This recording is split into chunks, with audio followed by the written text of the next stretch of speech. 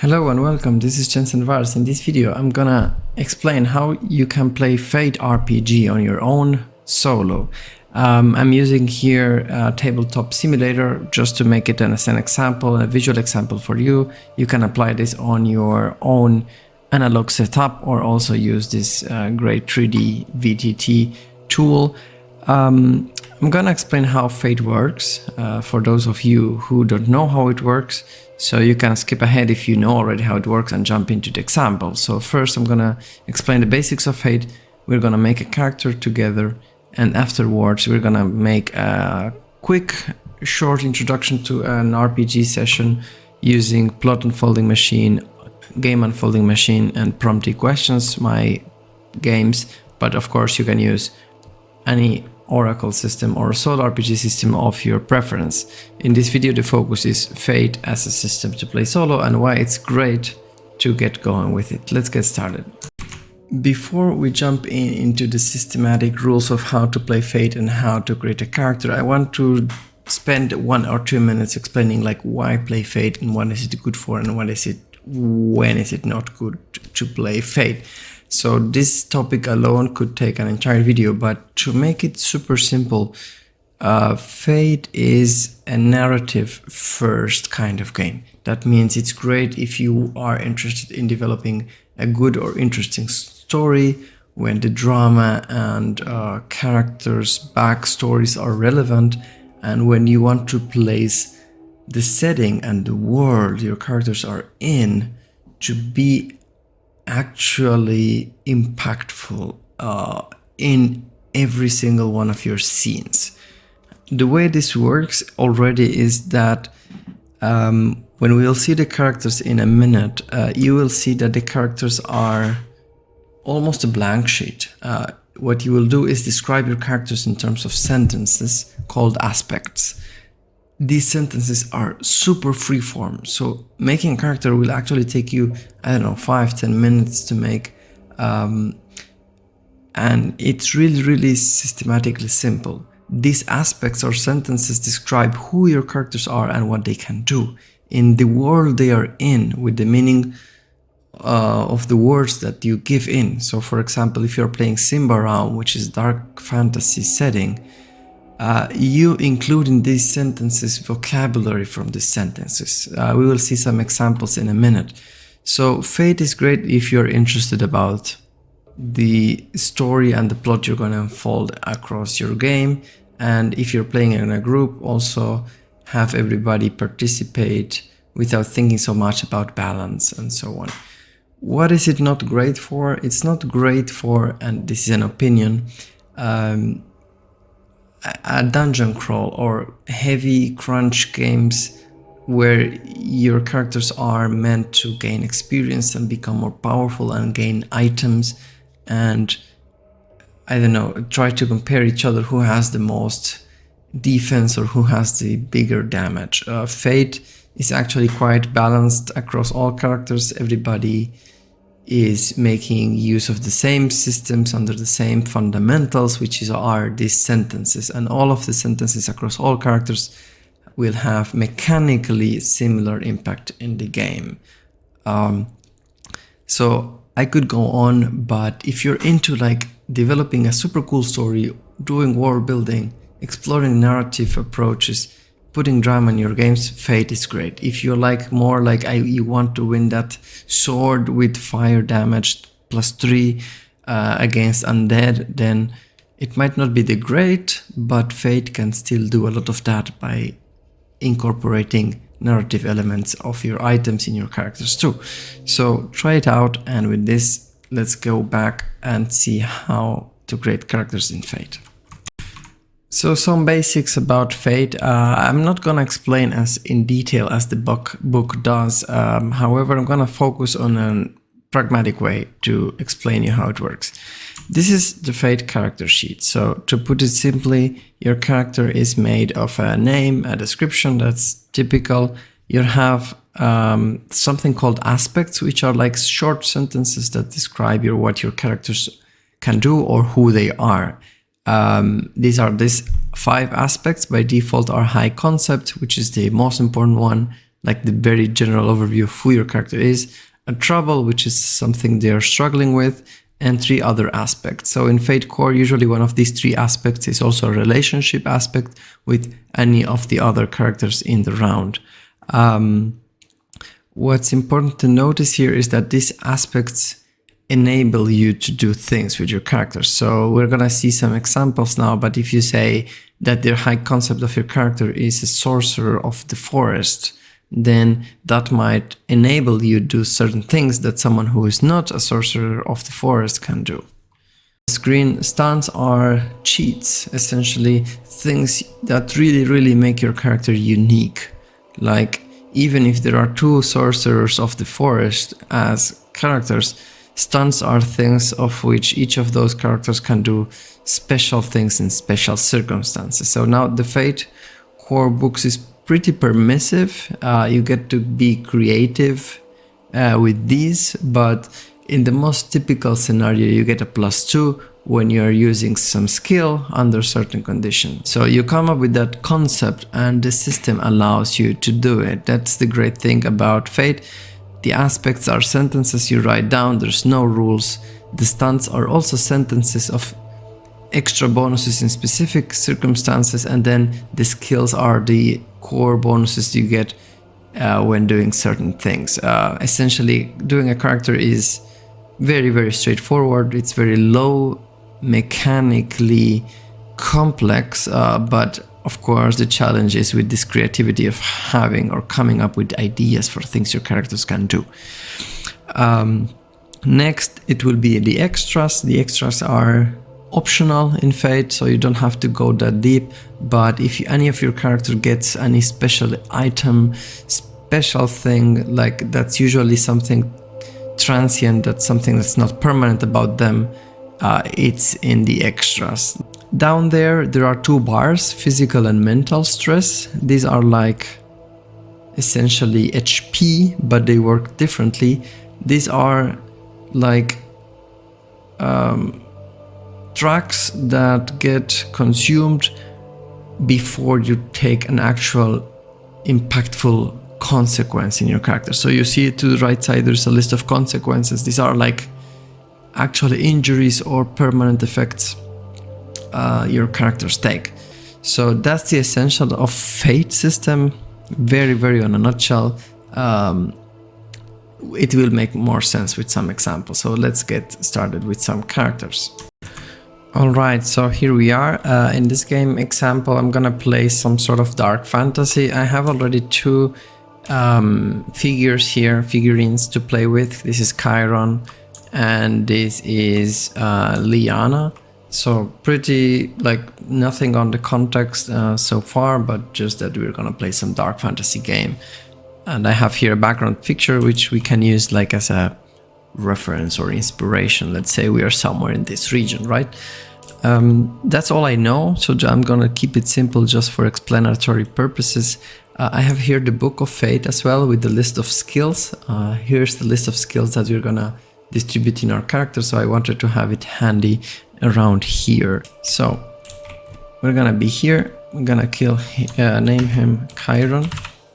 He's going to be a tiefling warrior of the clan Maharas. Okay, making that up. That's just a description. High concept is already that first sentence. So he's a tiefling warrior of the clan Maharas. So it has to mean something. I think it means something in the context. So there's in Fate this agreement from the GM to the players where we know what things mean, right? So there's an agreement of the meaning of words. So Maharas could be a clan of nomadic warriors. Trouble. What's his trouble? Struggling with his inner demon. Okay, this Kyron character has some inner spirit or evil spirit within him, leading him sometimes to make bad actions or evil or ill-intended actions. A third aspect, I'm gonna make it the social aspect. This is when you're with other players, you say, okay, how are you related to the rest of the party? So here there's Lyana. I'm gonna say Lyana saved me twice. You see, it's pretty freeform, can mean a lot. What does it mean to him that she saved him twice already? Okay, gonna use the word already. Wording is important. The fourth aspect is gonna be something about him. I'm gonna say sixth senses for danger. That's another aspect of him. And then we can go deeper. We can explore a lot of things. There's a lot of bibliography, readings, how to make good aspects in Fate.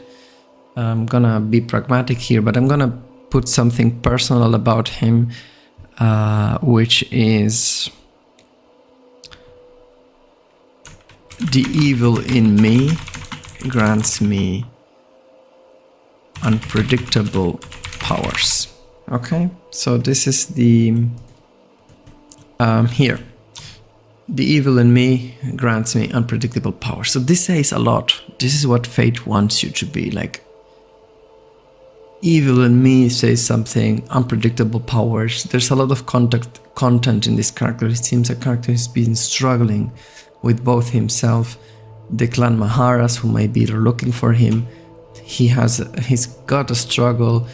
He knows good people around him, and he's got a sixth senses for danger. This is my weakest aspect, but don't worry so much. You can always improve or refine your aspect as you play. If you say, okay, I'm not making use of this much, it's not making so much sense, or I have a better idea, you can make changes to your character between sessions. Cool. So let's go with the skills. We have here the list of skills. You get to choose as it's marked here.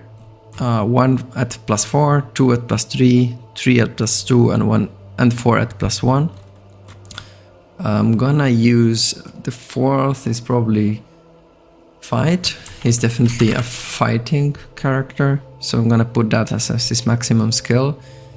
He's good at 2 more things, probably athletics and provoke. He's probably a very intimidating guy. I'm gonna make him strong on willpower with a +2 there. Crafts, I'm guessing he's capable of setting up some traps or working out on his weapons. What else at a +2 could be notice, because he's got 6 senses for danger. We don't want so much a weak notice skill.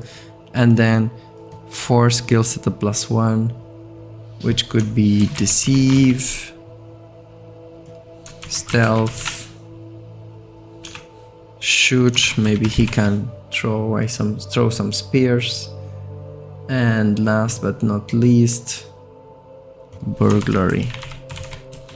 Okay, so everything else like drive, contacts, resources, he's gonna be pretty bad, or let's say have no bonuses on it. Now this is the time where I can explain the dice rolling here. Dice rolling on Fate uses special dice. They have a minus and a plus and sometimes nothing.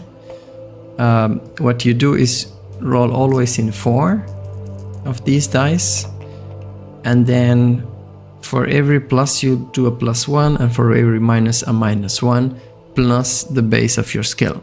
So let's say I want to roll athletics. Athletics on Kyron is +3, so I roll a +3 and I get +4 +5 is my total result here. Another example is here. It is a 4 times minus, that means this is a -4. I've got athletics 3, 3 minus 4 is -1. That's a pretty bad roll. Another example, +3 -1 is +2, +2 here is +4, and this is 0. So in average you're gonna get 0 bonuses, so you're gonna in average be around the base of your skill. So in average Kyron should be rolling +3 in athletics. How does this work? You have a challenge difficulty, could be a challenge of 3, for example. I said the GM says the difficulty is 3 for athletics, then here you have 3 plus 3, 6 versus 3 is a success. Since I exceeded with 3 or more, I also get something which is called success with a style. So I'm gonna get an extra bonus because I succeeded over a big difference. Otherwise it would be a normal success. On the other hand, if I tie, I get something which is called a boost or a success with a cost. And if I fully fail, I'm gonna get also a success at a cost or a failure. The GM decides. So here there's usually a cheat sheet with the outcomes I just explained. Failure is a failure action or succeed at a major cost. Tie is succeed at a minor cost or a boost, which I'm gonna explain later. 1 or 2 shifts, that means I exceeded by 1 or 2, is just a normal success. And if I succeed with 3 or more of a difference for the difficulty rank, I'm gonna succeed with a benefit, okay? That's the basics of skill rolling. What comes on top of this is the usage of fate points. Now this is where things are getting interesting. By default, your character is gonna start with a refresh of 3. That means you get 3 fate points. What are fate points?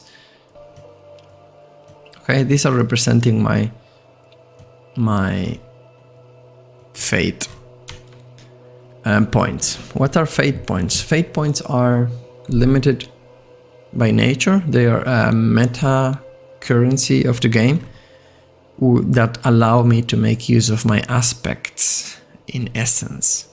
So for example, Kyron is fighting a monster. Okay, let me bring a monster just for the example. Like he's fighting this golem, right? And Kyron is going to attack with fight, which is a +4, right? -3 is just 1. And this monster is gonna roll his defense, and let's assume for the moment that he's rolled a 2. So I needed 2 or more to hit the monster, and I rolled just a 1. So I need a little bit more. So I can say, since the clan Maharas are golem hunters, for whatever reason, if that makes sense or not, it's up to the GM and you to decide. Let's assume the clan Maharas are golem hunters. Then by using a fate point, which I give to the GM, I can make use of this aspect, and it gives me a +2 if the GM approves this. So essentially my +1 result is gonna be added to a +2, totaling 3, which wins the 2 defense of the golem. That makes me be able to attack him and reduce his stress, the monster stress, by 1, because I cause stress to him. 3 versus 2 is 1. The difference is the stress damage that the monster takes. So I had to make use of aspects. So this is how those aspect sentences come into play. They become meaningful when they make sense. Like at that moment, you have to be paying attention at your aspects to see which ones are meaningful enough to give you a larger bonus on your roll. So I hope that makes sense. We're gonna get some more examples later, but essentially what happened here is Kyron attacked the golem. He originally failed by 1. So me as a player, I go to his sheets and see, okay, what makes Kyron actually have an edge in this attempt? And it's like, okay, he's a clan Maharas. They hunt golems. They know what they're doing. The GM says, yes, you're right. You can use that aspect. Give me a fate point, which is what I did. Now you get a +2. So you can decide that even after you failed. So that gives you a lot of permissions and manipulation in the dice roll results. The same way, now the GM will have a fate point, so when the golem attacks, maybe the GM can do the same, and the golem has an aspect saying, for example, Tiefling Hunter, so the GM can spend that fate point and get a +2 on the golem attack. So these are limited, of course, so you might want to save them for when they matter.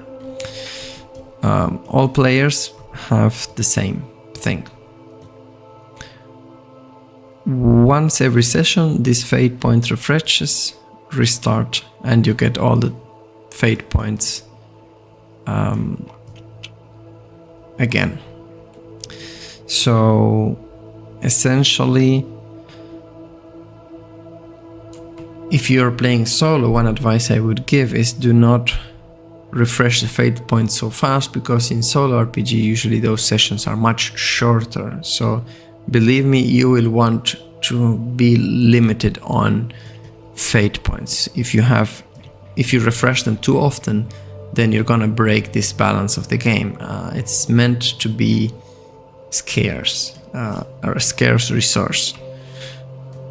What happens when you run out of fate points? The GM might invoke your trouble aspects, like struggling with your inner demon. Kyron is gonna suffer. This is called a compel action. This is a compel action here in the screen. It's an action that the GM can call, and the players, if they have a fate point, they can buy it out and say, I'm gonna overcome this compel, I pay you 1 fate point. But if you don't have fate points, then the compels are gonna activate. Your character is weakened enough in the plot that he's gonna have this struggle, or whatever struggle the GM invokes. So as a solo player, whenever you run out of fate points, it's a great opportunity to put your character through a dramatic situation. Let's move on with the examples and with the character creation actually. So next we go with the stunts. Stunts are cheats. They need a circumstance for which you get a bonus or an advantage, and a skill. So you need a circumstance, a skill, and a benefit to compose a stunt. So we have 3 stunts by default. So number 1, whenever Kyron attacks a golem, he gets +2 to fight. Okay, so we have the condition is the enemy has to be a golem, the skill in the matter has to be a fight, and the benefit is a +2. Another typical example in Fate is compensate over a skill your character doesn't have. For example, Kyron doesn't have resources. That means he's usually running out of money all the time. So whenever Kyron is dealing with other tieflings, that's the condition, he may use provoke instead of resources to get a good trade. So the condition is to be dealing with other tieflings, like a trade. He can use provoke skill instead of resources. Resources he would have 0 because I don't have resources as a skill, but I have +3 in provoke. So it's like Kyron has a special kind of treatment with other tieflings. He can get trades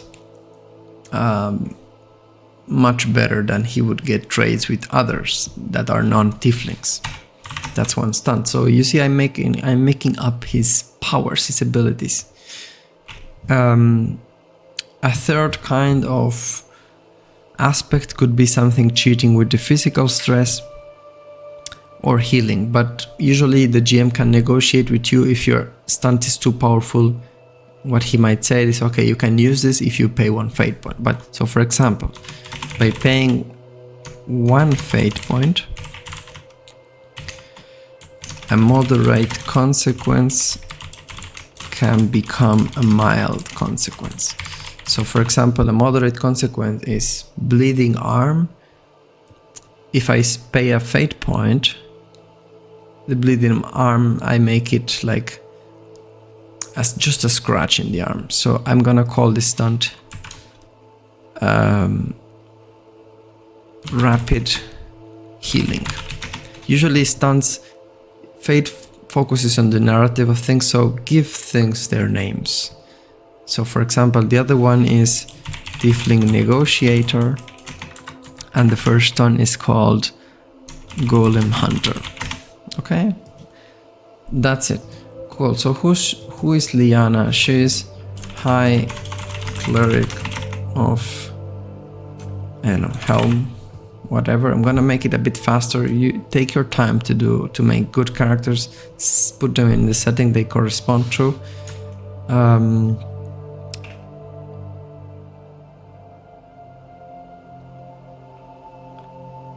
Expelled from the High Order of Helm, so she has been expelled for some reason. That's a problem for her. Perhaps they're following her, looking for her, whatever that means.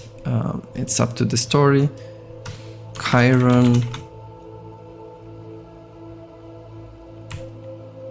is a trustworthy friend. That's the relationship aspect. Remember, aspects you can use them by spending fate points to get you bonuses on the situation. Another aspect is healing powers from Helm. That's a bit redundant to the High Cleric of Helm, so I'm gonna give her something else. Trained by the monks of the Karthus Order. Okay, she got special training by the monks of the Karthus Order, whatever, or depending on the setting, that should have a meaning. And finally, I'm gonna think of something. She knows how to make people laugh. Okay, so she's giving her some edge over there. Skills wise, gonna put empathy over there. Rapport, to talk to people. Lore is good, she's probably has got good education. She's still a good fighter, good willpower, and probably knows some people. So I'm gonna give her contacts, and last I'm gonna give her notice, physique,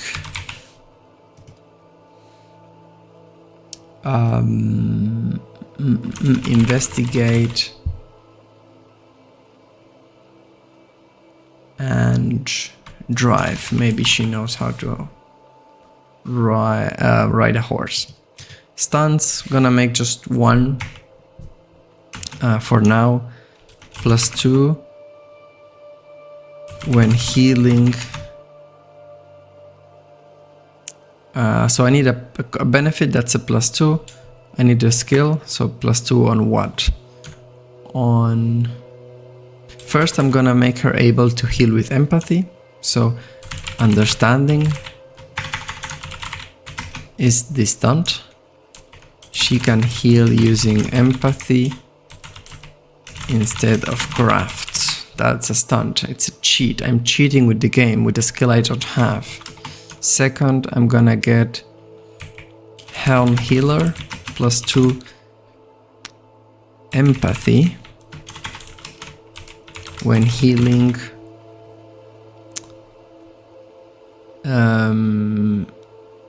When healing under calm or safe circumstances. So whenever she has the right time and peace of mind, she gets a powerful healing skills. That's it. That's a character you saw.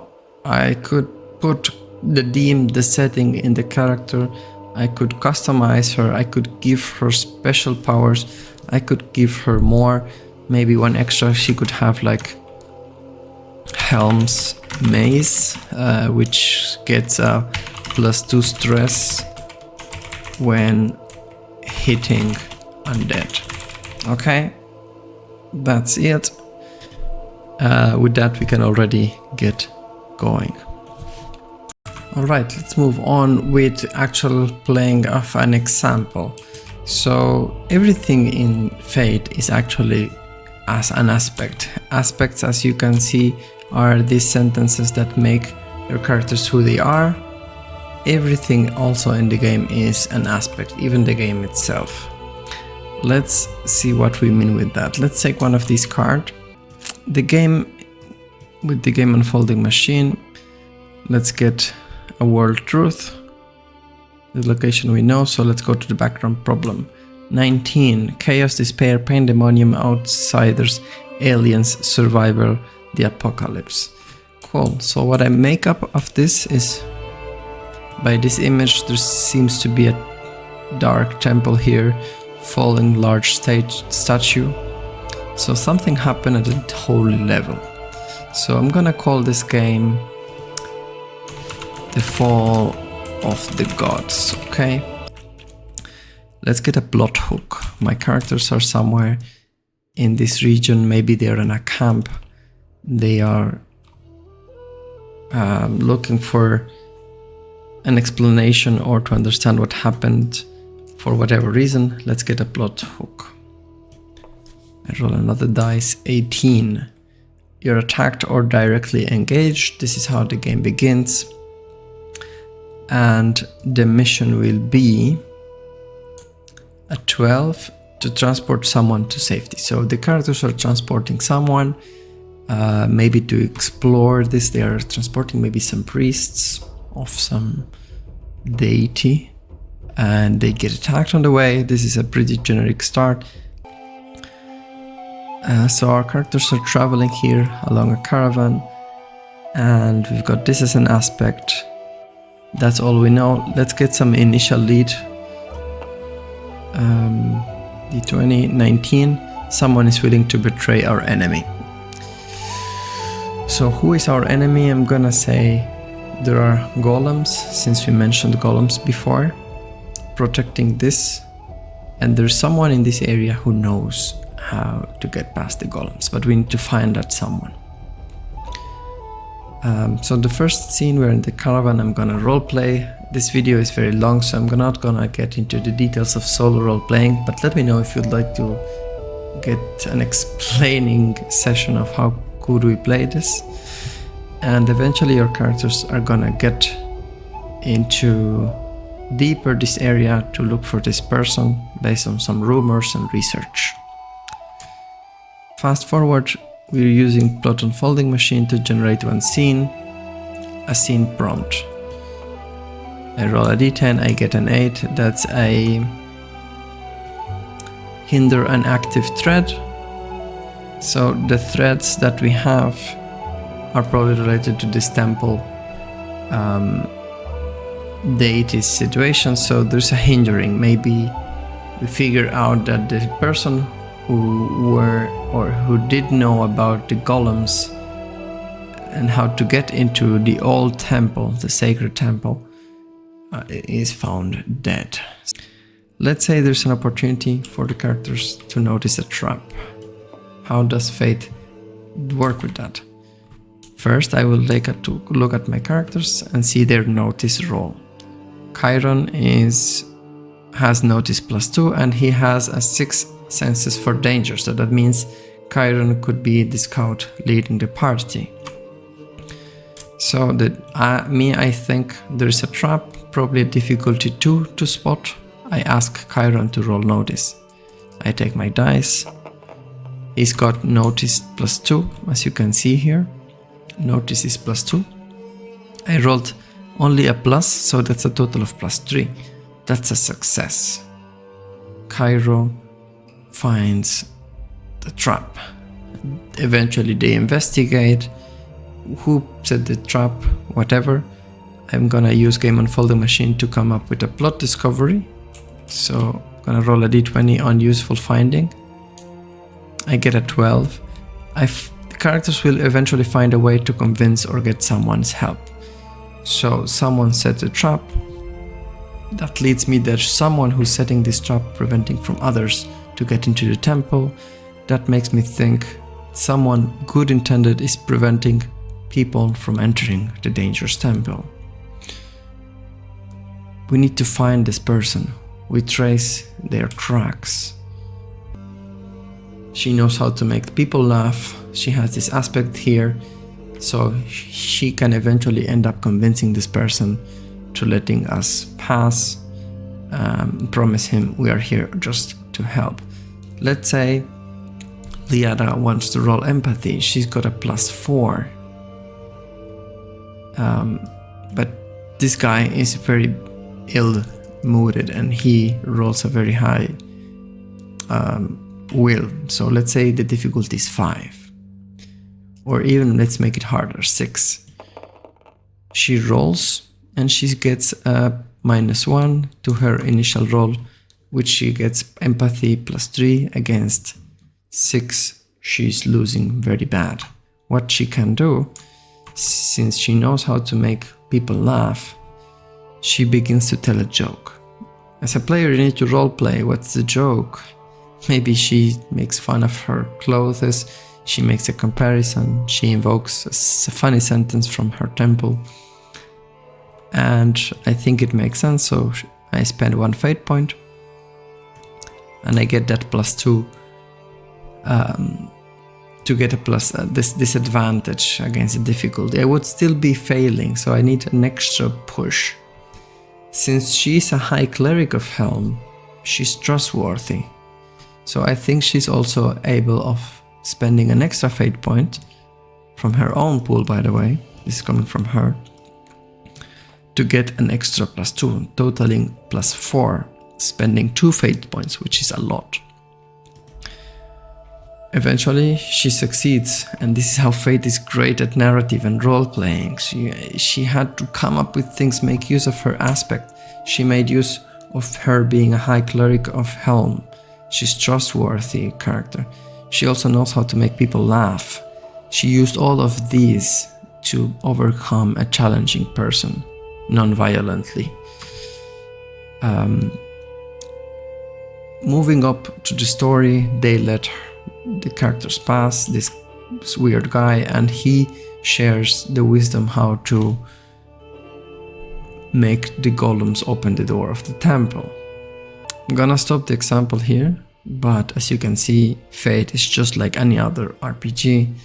The only good thing is that you have narrative characters with significance in the setting you're playing that have a very strong personality because they're made of interesting stunts and aspects you can use.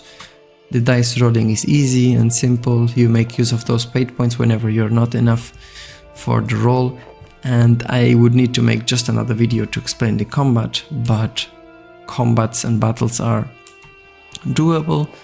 There's multiple actions like setting up advantages and aspects in the scene that the characters can use to get bonuses and tactical abilities.